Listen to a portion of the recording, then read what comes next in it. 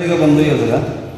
হ্যাঁ কয়েল তো লাগাইলে পরে কয়েল তো প্রথম লাগাইছে 6টা, এরপরে আবার 6টা এনে লাগাইছে, লাগানোর পরে এটি শর্ট হয়ে গেছে সব।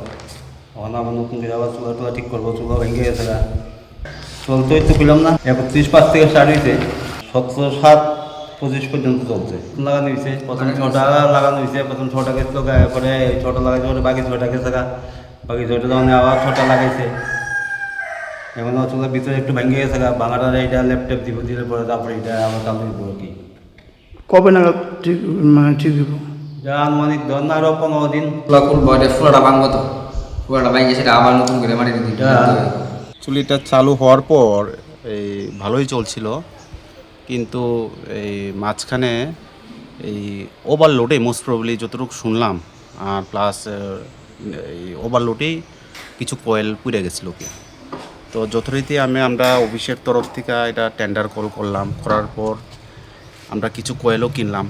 কয়েলটা এখানে পাওয়া যায় না অ্যাকচুয়ালি, আর যথারীতি এটা জিএসটি সহ প্রায় 26 থেকে 27,000 টাকা পার কয়েল পড়ে। আমরা কয়েল কিনলাম, 9টা কয়েল কিনছি। কেনার পর আমরা লাগানো হয়েছে টেকনিশিয়ানের কিছু ফল্ট আছে, প্লাস পাওয়ারের একটু কিছু ফল্ট আছে, যেটা আমরা আপ ডাউনের এগেনস্টে এটা কয়েলটা পুড়ে গেছে। পুড়ে যাওয়ার প্লাস এমনই পুরা পুরলো যে এখন রিপেয়ার করতে গিয়ে দেখলাম এখানে কিন্তু ব্রিক্সের কাজ করতে হয়, প্লাস যে ব্রিক্স যে লাগানোর যে বিটুমিনটা, এটাও এখানে মার্কেটে অ্যাভেলেবেল না, এটা হায়দ্রাবাদ থেকে আনতে হয়, আহমেদাবাদ থেকে আনতে হয়। তো যথারীতি আমি আগরতলা মিউনিসিপ্যাল কাউন্সিলের এই বিষয়টা নিয়ে জানাইছি।